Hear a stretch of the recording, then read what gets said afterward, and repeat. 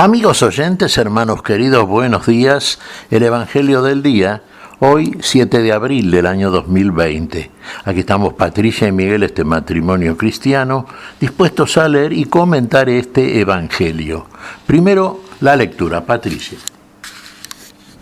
Lectura del Santo Evangelio según San Juan, capítulo 13, versículos del 21 al 33 y del 36 al 38.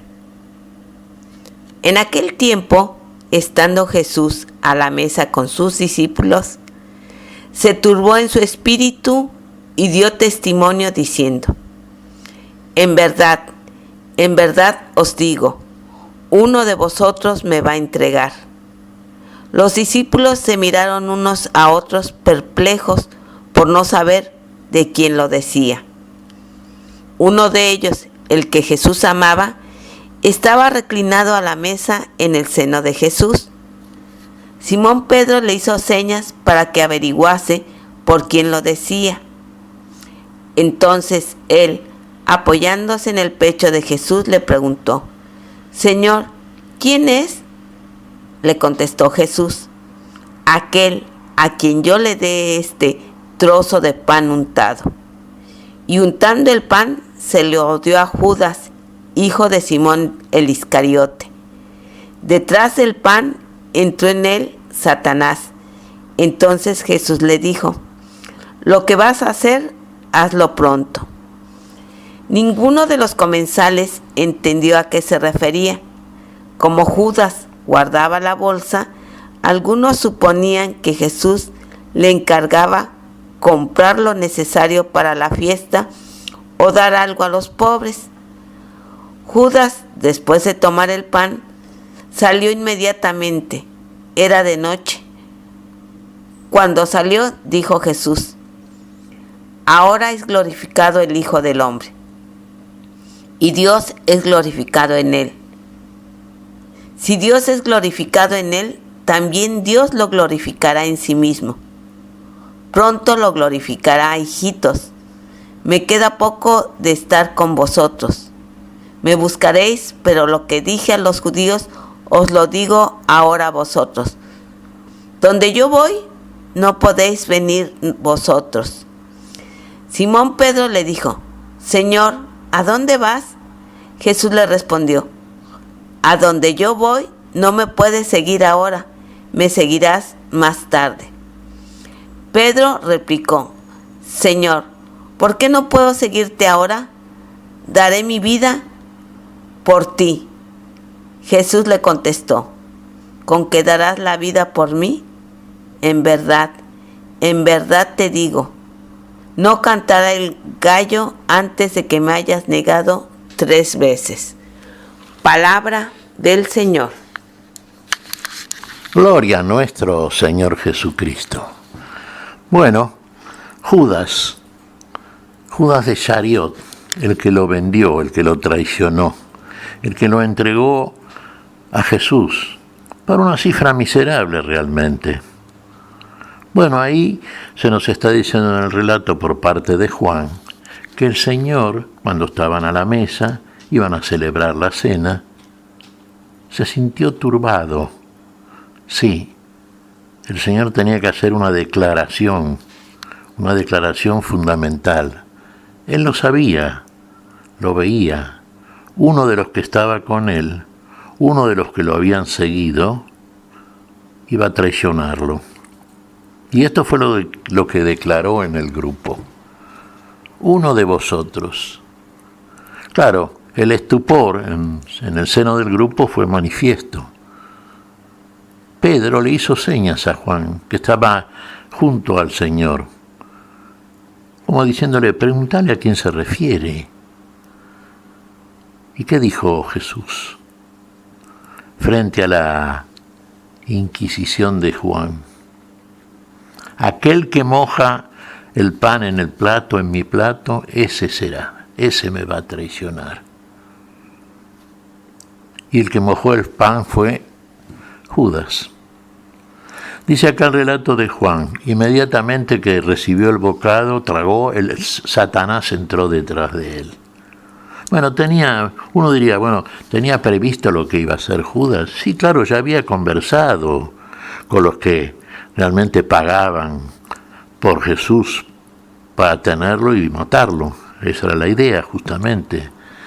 Querían deshacerse de Jesús. Era demasiado peligroso para los intereses hipócritas de los religiosos que cuidaban un prestigio que ellos mismos sostenían desde la mentira.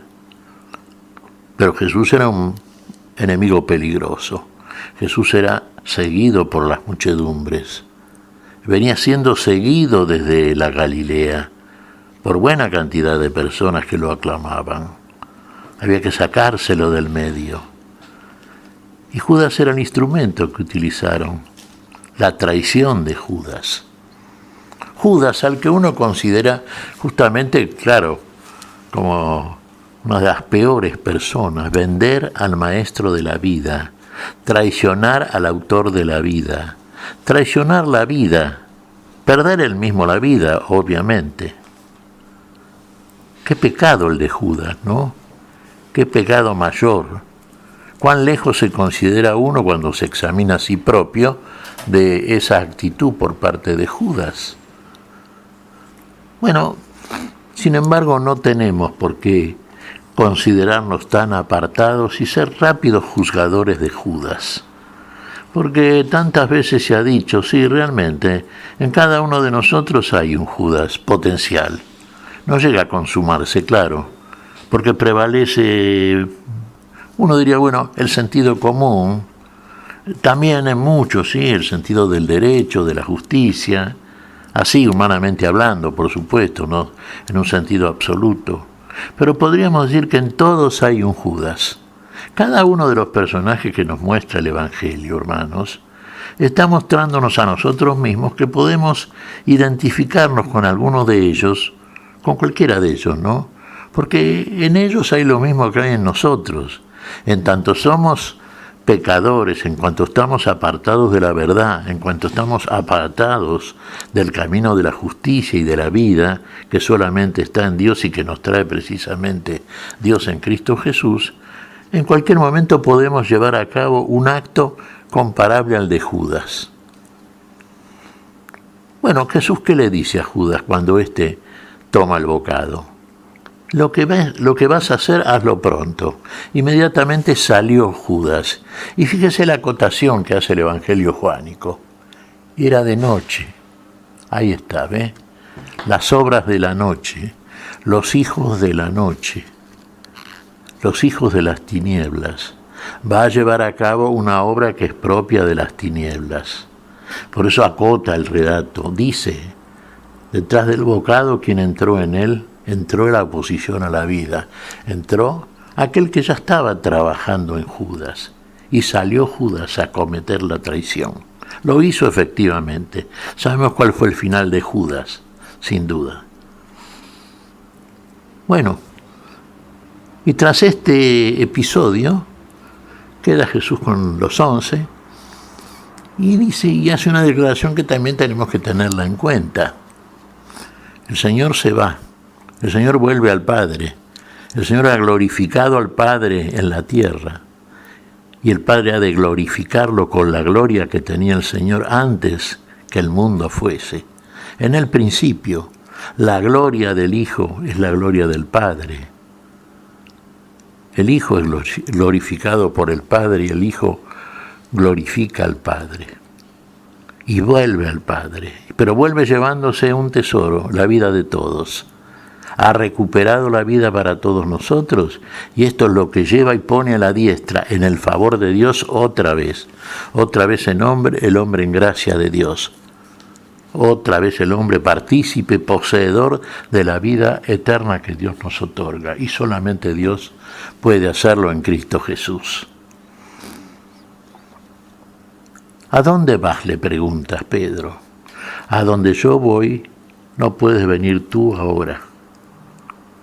Claro, Pedro dice que lo va a seguir donde quiera que el Señor vaya, que daría la vida por su Señor. Y efectivamente, finalmente dio la vida. Y Pedro era sincero, pero en Pedro todavía habitaban muchas imperfecciones que son propias de todo el género humano.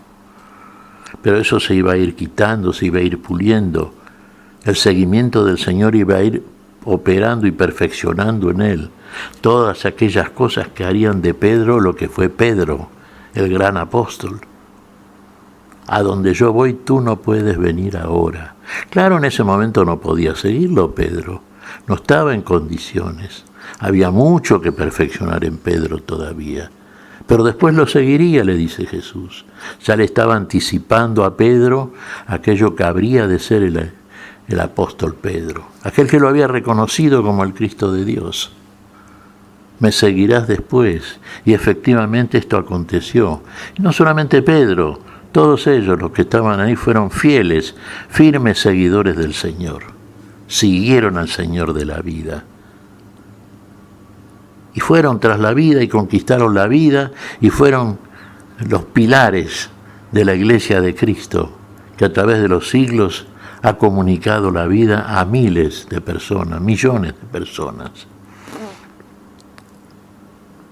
Y así lo siguió Pedro también.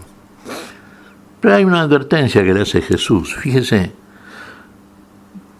¿me seguirás? ¿Darás la vida por mí, Pedro? Yo te digo que antes que cante el gallo me negarás 3 veces.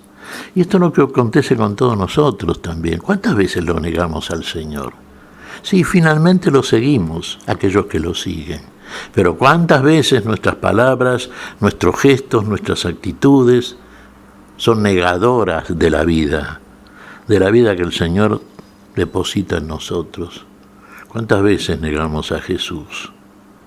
¿Cuántas veces como Pedro tenemos que decir, como lo dijo Pedro, claro, cuando estaba en el vestíbulo del lugar donde iba a ser juzgado nuestro Señor por Caifás y Anás, frente a la acusación de la servidumbre del sumo sacerdote?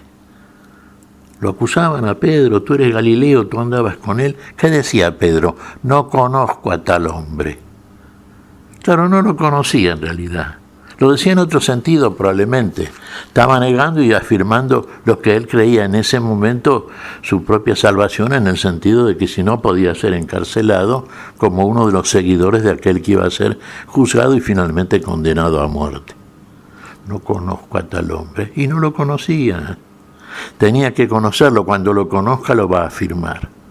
Ahí lo está negando. Bueno, son actitudes de las tinieblas, hermanos, que habitan en nosotros. Por eso también decimos que también en cada uno de nosotros está lo mismo, en mayor o menor grado que está en Judas, desde el mayor hasta el menor, lamentablemente. Pero Jesús nos espera hasta el último instante, como esperó al ladrón que estaba a la derecha, crucificado juntamente con él. Hay que progresar en este camino, y a medida que vayamos avanzando en este camino de la vida, nos vamos a dar cuenta de aquellas cosas que impiden nuestro crecimiento, nuestro avance, nuestro ascenso, y aquellas cosas que siempre el Señor está proveyendo para que nuestro camino sea un camino recto hacia la vida, hacia donde realmente ha fijado el Señor el destino para cada uno de los suyos. ¿Qué te parece, Patricia? Pues mira, Miguel, pienso que a cada instante, a cada momento, uno tiene que pedir el Espíritu Santo para que Él pueda obrar en nosotros y hacerlo mandado por el Señor. Amar como Él nos ama. Porque decía una amiga, Silvia, somos carne, y es verdad, somos carne pecadora, y si no pedimos el Santo Espíritu del Señor, a cada momento lo vamos a traicionar.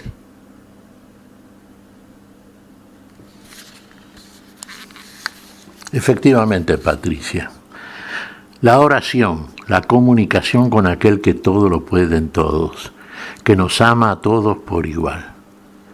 Y frente a nuestra flaqueza, que aparece con mucha frecuencia, la apelación a aquel que puede y quiere lo mejor para cada uno de nosotros, la respuesta de aquel que lo hace es la mejor solución, la única solución que tenemos para neutralizar, aniquilar tanta falta de fortaleza, tanta flaqueza, tanta debilidad de nuestra parte.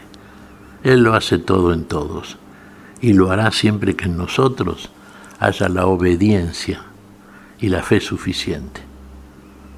Nos espera, hasta el último instante nos espera. ¿Qué te parece si agradecemos al Señor? Muy bien, Miguel. Te damos gracias, Padre Celestial, en el nombre santo de nuestro Señor Jesucristo. Señor, Padre Celestial, pedimos tu bendición